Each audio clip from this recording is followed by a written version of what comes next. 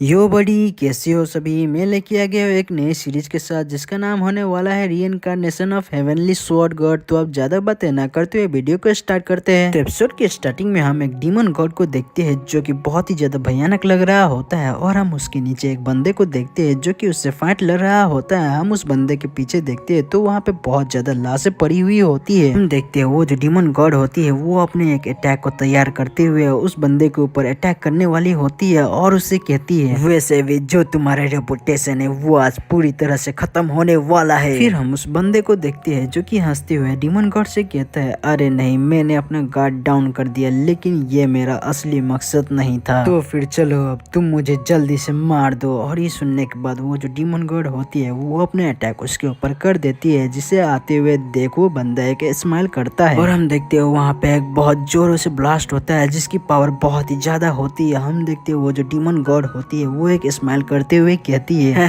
कुछ ज्यादा ही over acting कर रहा था, लेकिन हम देखते हैं वो अचानक से चुप हो जाती है और बहुत ही ज्यादा हैरान हो जाती है। हम देखते हैं वहाँ पे एक स्वॉर्ड होती है जिसने डीमन गॉड के अटैक को पूरी तरह से रोक लिया होता है, जिसकी वजह से वो जो बंदा होता है वो मरने से बच गया होता है। और वो जो मरने वाला बंदा होता है वो स्वॉर्ड वाले बंदे को देखते हुए कहता है यियोन, आखिरकार तुम यहाँ पे आ ही गए। और ये बात सुनने के बाद वो जो यियोन होता है वो उस बंदे से कहता है मुझे माफ कर देना यहाँ पे इतना ज्यादा लेट से आने के लिए, अब इसके आगे मैं सभी चीजें देख लूंगा। और फिर हम देखते हैं वो वहाँ से बहुत ही ज्यादा तेजी से जंप करते हुए चला जाता है, जिसे देख के वो बंदा कहता है अच्छा ठीक है, मैं तुम्हारे ऊपर भरोसा करता हूँ। हम देखते हैं ये सीधा डीमन गॉड के ऊपर अटैक करने के लिए चला गया होता है, जिसे देखने के बाद डीमन गॉड उससे कहता है आखिर तुम हो कौन। और ये बात सुनने के बाद वो जो येन होता है वो बहुत ही ज्यादा गुस्से से कहता है मैं यहाँ पर तुम्हारे टुकड़े टुकड़े करने के लिए आया हूँ लूनार फेरी, मैं हूँ मून स्प्लिटिंग स्वॉर्ड्समैन। और हम देखते हैं यियोन उसके ऊपर अपने स्वॉर्ड से अटैक करने के लिए रेडी हो जाता है, जिसे देखने के बाद वो डीमन गॉड बहुत ही ज्यादा हैरान हो जाती है। लेकिन तब तक यियोन अपना अटैक उसके ऊपर कर देता है, जिसकी वजह से वहाँ पे एक फायर ड्रैगन आ जाता है और वो बहुत ही ज्यादा भयानक होता है। हम देखते हैं वो जो डीमन गॉड होता है उसकी पूरी शरीर जलने लगती है, जिसकी वजह से उसे बहुत ही ज्यादा दर्द होने लगता है और हमें सिर्फ उसकी चिल्लाने की ही आवाजें आती है। वो चिल्लाते हुए कहती है अरे नहीं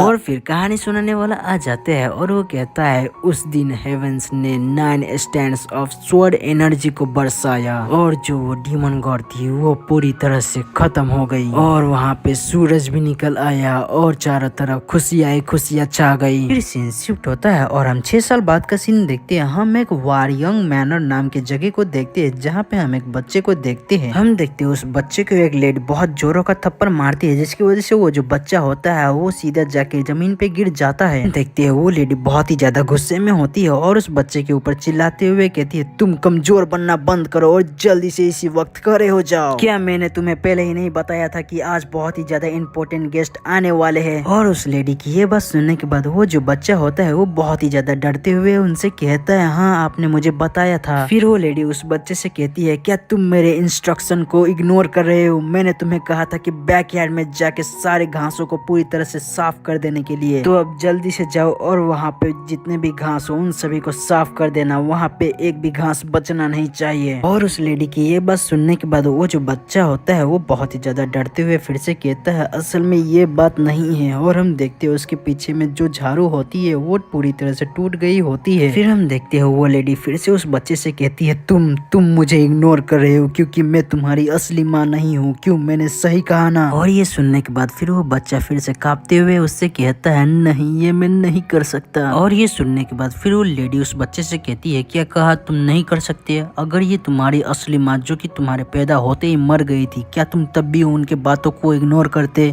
मुझे बताओ क्या तुम करते उनके बातों को इग्नोर। और ये सुनने के बाद फिर वो बच्चा कहता है नहीं मैं नहीं करता। और ये सुनने के बाद वो लेडी फिर से कहती है अगर ऐसी बात है तो क्या अगर तुम्हारे फादर जो कि पिछले 6 सालों से एक रूम के अंदर बंद है क्या वो भी तुम्हें अगर ये इंस्ट्रक्शन देते तो क्या तुम तब भी उनके बातों को इग्नोर करते। और ये सुनने के बाद फिर वो बच्चा कहता है नहीं मैं नहीं करता। और ये सुनने के बाद वो जो लेडी होती है वो बहुत ही ज्यादा गुस्सा हो जाती है और फिर उस बच्चे के ऊपर चिल्लाते हुए कहती है क्या बस इतना ही है जो तुम बोल सकते हो, क्या तुम अभी इसी वक्त मेरे अगेंस्ट विरोध कर रहे हो? लगता है मुझे तुम्हें एक अच्छा लेसन आज सिखाना ही होगा। और फिर हम देखते हो वो लेडी उस बच्चे को बहुत ही ज्यादा पीटने लगती है और ये सभी चीजें पीछे से उनके भाई बहन भी देख रहे होते हैं, जो कि ये देख के बहुत ही ज्यादा हंस रहे होते हैं। वो दोनों छोटे बच्चे बहुत ही ज्यादा हंसते हुए अपने ब्रदर से कहते हैं, ब्रदर जरा उसकी ओर देखो, वो कितना ज्यादा डरा हुआ है, वो यहाँ तक कि अपने हाथों को भी नहीं उठा पा रहा है, वो तो बिल्कुल एक कछुए की तरह है। लेकिन हम देखते हैं उनका जो ब्रदर होता है वो हंसने के बजाय बहुत ही ज्यादा सीरियस तरीके से देख रहा होता है। फिर सीन शिफ्ट होता है और हमें घोड़ा गाड़ी को देखते हैं, जहाँ पे लोग बातें करते हुए कहते हैं, वाह यहाँ तक कि 6 साल गुजर चुके हैं लेकिन ये जो जगह है ये थोड़ा सा भी नहीं बदला। और ये बात सुनने के बाद फिर दूसरा वाला बंदा कहता है, वाह इसका मतलब क्या हम पहले ही यहाँ पे पहुंच चुके हैं, इसका मतलब अब हम फाइनली फादर के एक लौते स्वर्ण ब्रदर के साथ मिल पाएंगे, अंकल येन के साथ। और ये सुनने के बाद फिर पहला वाला बंदा कहता है, हाँ तुमने सही कहा, जो वारियंग मैनर है वहाँ पे हम लगभग पहुँच ही गए, तो मेक श्योर करना कि जो तुम्हारे क्लॉथ है वो प्राइम और प्रॉपर रहे। फिर एक लेडी कहती है, डार्लिंग आखिर अभी तक हमें येन क्यों नहीं दिखी? और मैं आप सभी लोगों को बता दूं कि जो वीडियो के स्टार्टिंग में हमें येन नाम का बंदा दिखा था वो और ये दोनों अलग अलग है। ये जो येओंग है ये एक लड़की है और ये अभी तक बच्ची है और इसका नाम पूरा नाम येओंग नैंगोंग है। फिर एक लड़का उस लेडी से कहता है, येओन ने कहा था कि उसे थोड़ा सा अजीब फील हो रहा है तो इसीलिए वो जो घोड़ा गाड़ी है उसके ऊपर जाके बैठ गई। और ये सुनने के बाद फिर वो लेडी हैरान होते हुए कहती है, क्या कहा तुमने? रुको मैं उसे अभी कहती हूँ, नैंगोंग जल्दी से नीचे आओ, क्या होगा अगर तुम वहाँ से गिर गई और अपने आप को चोट पहुँचा लिया तो? नैंगोंग अभी तुम इसी वक्त नीचे आओ। फिर हम कैरेज के अंदर देखते हैं तो नैंगोंग के फादर उसके मदर से कहते हैं, तुम उसे अकेला छोड़ दो, वैसे भी वो ये सब पहली बार नहीं कर रही है। और ये सुनने के बाद फिर नैंगोंग की मदर कहती है, आप उसे ऐसे बिगाड़ नहीं सकते। फिर उसका बेटा कहता है, आप इतनी ज्यादा परेशान मत होइए मॉम, नैंगोंग के पास जो मार्शल आर्ट है उसकी वजह से उसे चोट नहीं लगेगी। फिर वो लड़का अपने फादर से कहता है, फादर क्या प्लीज आप मुझे अंकल येन के बारे में बताएंगे? क्या वो सच में इतने ज्यादा स्ट्रॉन्ग थे कि वो आप जैसे जो कि स्वॉर्ड एम्परर माने जाते हैं उतने ज्यादा स्ट्रेंथ थे? और ये सुनने के बाद फिर उसका फादर एक स्माइल करते हुए कहता है, वो स्ट्रॉन्ग था, उसने जो आज से 6 साल पहले मार्शल आर्ट को यूज किया था वो बहुत ही ज्यादा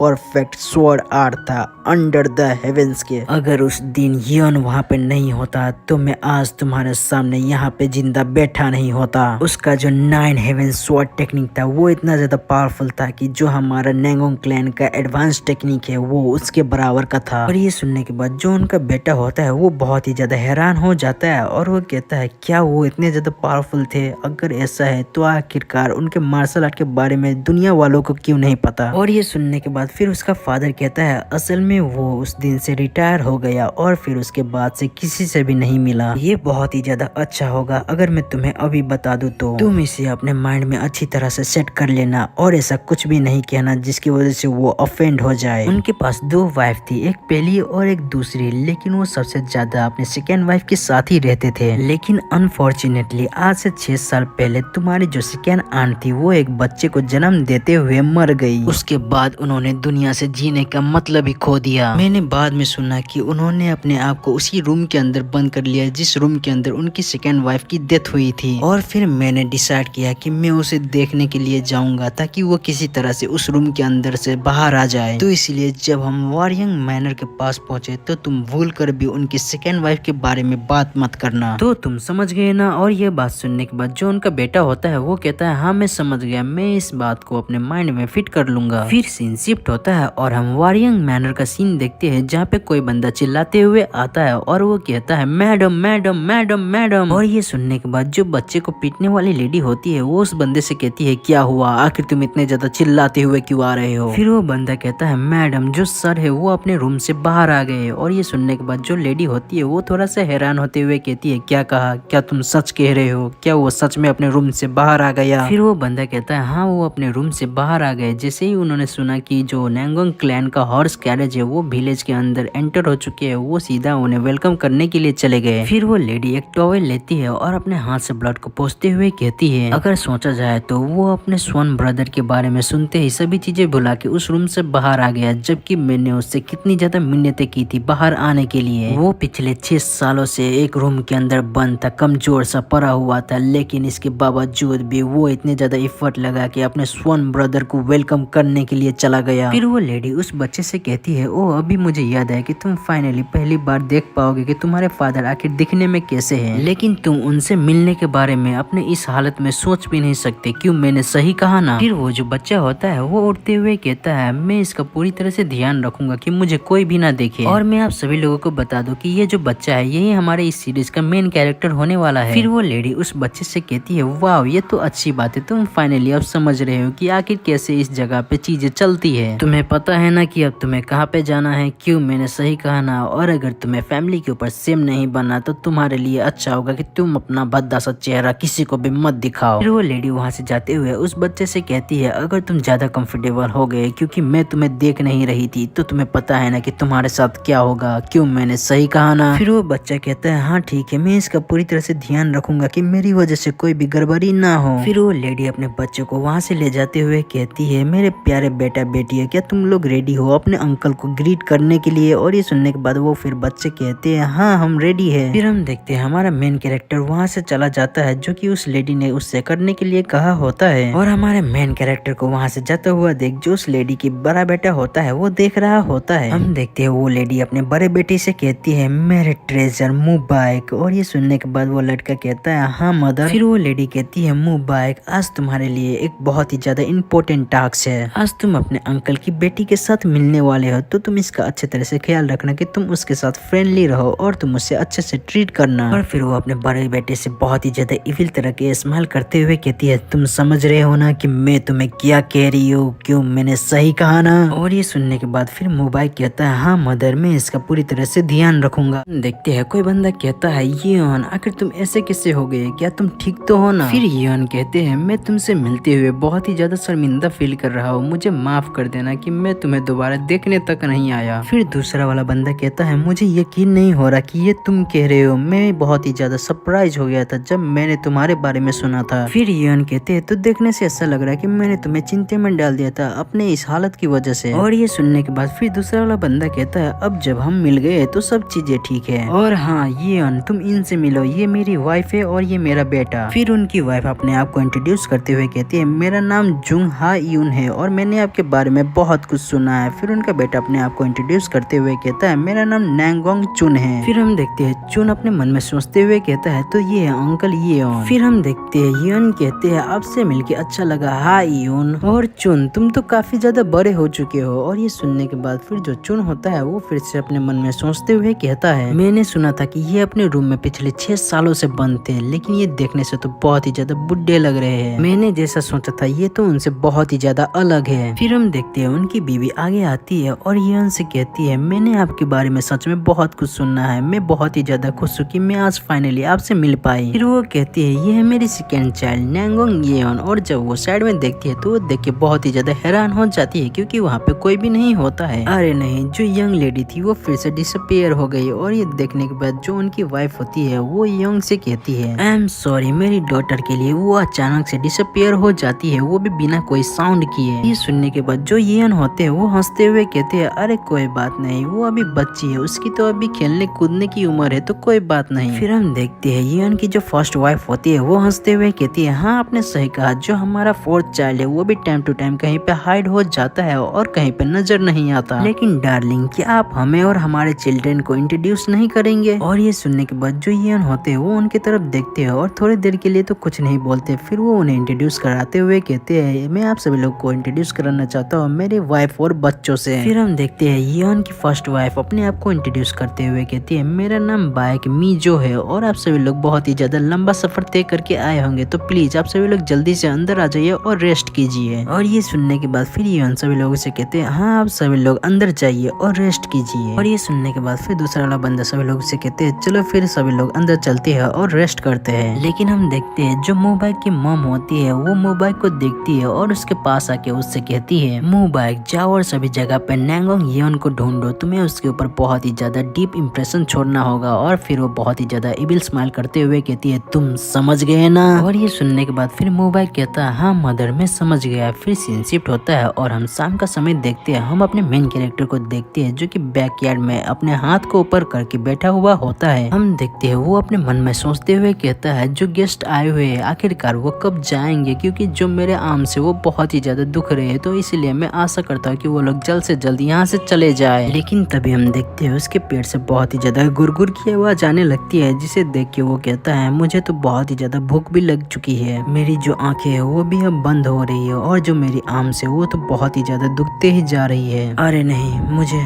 मुझे गिरना नहीं होगा, मैं जरूर से बहुत ही ज्यादा पीटा जाऊंगा अगर फर्स्ट मदर ने मुझे ऐसे देख लिया है तो। लेकिन हम देखते हैं वो आखिरकार गिर ही जाता है और जमीन पर लेट जाता है और वो वहीं पे बेहोश हो जाता है। हम देखते हैं वो थोड़ी देर तक वैसे ही रहता है, लेकिन तभी वहाँ पे कोई भागते हुए आता है और सामने हमारे मेन कैरेक्टर को बेहोश पड़ा हुआ देखता है। हम देखते हैं वो भागते हुए जाता है और हमारे मेन कैरेक्टर के पास जाके रुक जाता है और जब हमारा मेन कैरेक्टर अपनी आंखें खोल के देखता है तो वो सामने देख के बहुत ही ज्यादा डर जाता है। वो इतना ज्यादा डर जाता है कि वो जल्दी से आई एम सॉरी कहने लगता है। आई एम सॉरी, मुझे ये पता ही नहीं चला कि मैं कब नीचे गिर गया। आई एम सॉरी, मैं एक इडियट हूँ। फिर वो अपना थोड़ा सा आँख खोलते हुए अपने मन में कहता है मैंने कुछ स्टूपिड कर दिया और फिर से फर्स्ट मदर को गुस्सा दिला दिया, इस बार तो वो मुझे कतई नहीं छोड़ेगी। लेकिन जब वो अपने आंखें खोल के सामने की ओर देखता है तो वो बहुत ही ज्यादा हैरान हो जाता है, क्योंकि हम देखते हैं वहाँ पे कोई लड़की होती है जो कि बहुत ही ज्यादा सुंदर लग रही होती है, जिसे देख के वो कहता है ये तो मेरी फर्स्ट मदर नहीं है। और हम देखते हैं वो उस लड़की को देख के थोड़ा सा शर्माने लगता है और जब हम उस लड़की की ओर देखते हैं तो हम देखते हैं वो और कोई नहीं बल्कि नैंगोंग होती है। फिर सीन शिफ्ट होता है और हम वारियंग मैनर का सीन देखते हैं जहाँ पे कोई बातें करते हुए कहता है एक वेडिंग नैंगोंग क्लैन के साथ कैसा रहेगा। और फिर दूसरे वाला बंदा कहता है आखिर तुम्हारे कहने का मतलब क्या है। फिर हम देखते हैं नैंगोंग का फादर कहता है ऑफ कोर्स जो वारियंग मैनर है वो हमारे इन लो बनने से भी ज्यादा वर्दी है। और ये सुनने के बाद जो इयन की फर्स्ट वाइफ होती है वो हंसते हुए कहती है अरे वाह, ये तो बहुत ही ज्यादा अच्छे की बात है, जो हमारा चिल्ड्रन है इसके लिए तो बहुत ही ज्यादा ग्रेट न्यूज है। फिर नैंगोंग के फादर यन से पूछते हैं यन आखिरकार तुम क्या सोचते हो, क्या तुम मेरे इन लो बनना चाहोगे। और ये सुनने के बाद जो यन होते हैं वो कहते हैं मैं तुम्हारा इस ऑफर के लिए बहुत ही ज्यादा थैंकफुल हूँ, लेकिन मेरे हिसाब से जो मेरे बच्चे हैं मैं चाहता हूँ कि उनके मैरिज उनके हिसाब से हो। और ये जब नैंगोंग के फादर सुनते हैं तो वो थोड़ी देर के लिए चुप हो जाते हैं और फिर वो कहते हैं हाँ तुम्हारी बात में दम तो है। और ये सुनने के बाद फिर यन कहते हैं हाँ, क्योंकि एक पेरेंट के पास कोई हक नहीं होता कि वो उनके बच्चों के मैरिज के बारे में डिसीजन खुद से ले ले। उनका जो लाइफ है वो उनके पेरेंट्स को बिलोंग नहीं करती है। और ये सुनने के बाद जो यन की फर्स्ट वाइफ होती है वो बहुत ही ज्यादा गुस्सा हो जाती है और वो अपने मन में कहती है ये कैसी बकवास बड़ी बात है, तुम उन सभी को ये कहना चाहते हो कि तुम मेरे से शादी करने के बाद बहुत ही ज्यादा पछता रहे हो। आखिर तुम्हारी ऐसा कहने की हिम्मत भी कैसे हुई, तुमने तो मदद भी नहीं किया था, जबकि मैं हर दिन हमारे फैमिली के लिए कितना ज्यादा हार्ड वर्क करती थी। तो उन सभी से कहती है जो भी हो आप सभी को नहीं लगता कि जो हमारे बच्चे हैं वो असल में एक दूसरे को पसंद करते होंगे। और ये सुनने के बाद जो नैंगोंग के फादर होते हैं वो कहते हैं हाँ आपने सही कहा है, हम सभी लोग बहुत ही बार मिलने वाले हैं तो उनके पास बहुत ही ज्यादा चांसेस होंगे एक दूसरे को जानने के लिए। फिर हम देखते हैं यन की फर्स्ट वाइफ फिर से बोलते हुए कहती है अगर ऐसी बात है तो मैं लगता है कि इसमें ज्यादा ही आगे बढ़ रही हूँ, लेकिन क्या मैं आपसे रिक्वेस्ट के तौर पे एक फेवर ले सकती हूँ। और ये सुनने के बाद जो नैंगोंग के फादर होते हैं वो हंसते हुए कहते हैं हाँ आप जो भी कहना चाहती हो वो ओपनली बोल सकती हो। और ये सुनने के बाद जो यन की फर्स्ट वाइफ होती है वो कहती है कि मैं चाहती हूँ कि जो नैंगोंग क्लैन है वो मेरे बेटे मोबाइल को अपने क्लैन का मार्शल आर्ट सिखाए। और ये सुनने के बाद जो नैंगोंग की मदर होती है वो कहती है ये क्या, आखिरकार आपके कहने का मतलब क्या है। और ये सुनने के बाद जो नैंगोंग के फादर होते हैं वो हंसते हुए कहते हैं मुझे माफ कर दीजिएगा, लेकिन जो यन क्लैन है क्या उनके पास पहले से एडवांस टेक्निक्स नहीं है। और फिर यन भी उनसे सेम क्वेश्चन करते हुए कहते हैं कि मैं भी तुम्हें यही कहना चाहता था, अगर ये तुम्हारे और तुम्हारे नैंगोंग क्लैन के लिए सही रहेगा तो मैं तुमसे ये हेल्प लेना चाहूंगा। और ये सुनने के बाद जो नैंगोंग के फादर होते हैं वो कुछ भी नहीं कह पाते। हम देखते हैं वो दोनों ही थोड़ी देर के लिए चुप ही हो जाते हैं। फिर थोड़ी देर बाद नैंगोंग के फादर कहते हैं अच्छा ठीक है, लेकिन क्या ये सही रहेगा, क्या ये सच में सही रहेगा कि जो तुम्हारा एल्डेस्ट सन है वो तुम्हारे इनहेरिटेंस 9 हेवन स्वॉर्ड टेक्निक को ना ले। तो ये सुनने के बाद फिर यन कहते हैं जो हमारा मार्शल आर्ट है वो नैंगोंग क्लैन जितना डिफिकल्ट नहीं है, तो मैं श्योर हूँ कि जो मोबाइल है वो उसने 9 हेवन स्वॉर्ड टेक्निक को अच्छे से याद कर लिया होगा। ये सुनने के बाद फिर नैंगोंग के फादर हंसते हुए कहते हैं क्या तुम मेरे से मजाक कर रहे हो, मैंने अपने आंखों से देखा था आज से 6 साल पहले जब तुमने यूज किया था 9 हेवन स्वॉर्ड टेक्निक के एडवांस मूव को। और ये सुनने के बाद फिर यन कहते हैं असल में मेरे अभी के करंट के स्टेट की वजह से मैं इतना ज्यादा स्ट्रॉन्ग नहीं हूँ कि मैं उस मार्शल आर्ट को फिर से यूज कर सकूं, मैं तुम्हें इसके बारे में डिटेल में अकेले में बताऊंगा। और तभी हम देखते हैं वो अचानक से खांसने लगते हैं और खून के उल्टियां करने लगते हैं, जिसकी वजह से सभी लोग बहुत ही ज्यादा हैरान हो जाते हैं और भागते हुए जाते हैं उनके पास। सभी लोग पूछते हैं यन आखिर तुम्हें क्या हुआ, यन उठो। एपिसोड के स्टार्टिंग में हम मोबाइक को देखते हैं जो कि वारिंग मैनर के बैकयार्ड में आया हुआ होता है। हम देखते हैं मोबाइक अपने इधर उधर देखता है लेकिन उसे कोई भी नहीं दिखता है, जिसकी वजह से वो अपने मन में कहता है मदर ने मुझे कहा था कि लेडी नैंगोंग के करीब आना है, लेकिन वो आखिरकार कहाँ है? मुझे तो इस धरती पे वो कहीं पे नजर ही नहीं आ रही है। लेकिन तभी वाल के पीछे से किसी की आवाज आती है और वो कहता है वाह क्या ये सच है? तो मेरे पास एक और क्वेश्चन है। और ये सुनने के बाद जो मोबाइक होता है वो थोड़ा सा कंफ्यूज हो जाता है। हम उस वाल के पीछे देखते हैं तो वो और कोई नहीं बल्कि मोबाइक की ही बहन होती है जो कि चुन के कपड़े को घिसते हुए कहती है क्या तुम सच में अपने आर्की से मिले थे और तुमने उसे मार दिया? और ये सुनने के बाद जो चुन होता है वो उसे हंसते हुए कहता है आखिर तुम्हें ऐसी चीजें किसने कही है? और ये सुनने के बाद जो छोटी बच्ची होती है वो बहुत ही ज्यादा खुश होते हुए कहती है मैंने ये सभी चीजें नोवेल में पढ़ी है। तुम तो असुरा क्लाउड स्वॉर्ड जो कि अपने आने वाले रास्ते में सभी एनिमी को मार देता है। और ये सुनने के बाद जो चुन होता है वो हंसते हुए कहता है असुरा क्लाउड स्वॉर्ड तो मेरा निक नेम है, इसका ये मतलब नहीं कि मैं अपने आने वाले सभी एनिमीज को मार देता हूँ। हम देखते हैं वहाँ पे मोबाइक आता है और चिल्लाते हुए कहता है सेल्जो असल में इसके बहन का नाम होता है। हम देखते हैं फिर मोबाइक चुन से कहता है मैं अपनी बहन की तरफ से आपसे माफी मांगता हूँ, उसने आपको बहुत ही ज्यादा परेशान कर दिया होगा। और ये सुनने के बाद जो चुन होता है वो उससे कहता है नहीं इसने मुझे परेशान नहीं किया, वैसे तुम्हारा नाम क्या था तुम मुझे फिर से बता सकते हो? और फिर हम देखते हैं मोबाइक अपना नाम बताते हुए कहता है मेरा नाम येन मोबाइक है। लेकिन तभी हम देखते हैं जो सेल्जो होती है वो फिर से चुन के कपड़े को घिसते हुए कहती है क्या आपको मेरा नाम पता है? क्यों मैंने सही कहा ना? मेरा नाम सेल्जो है,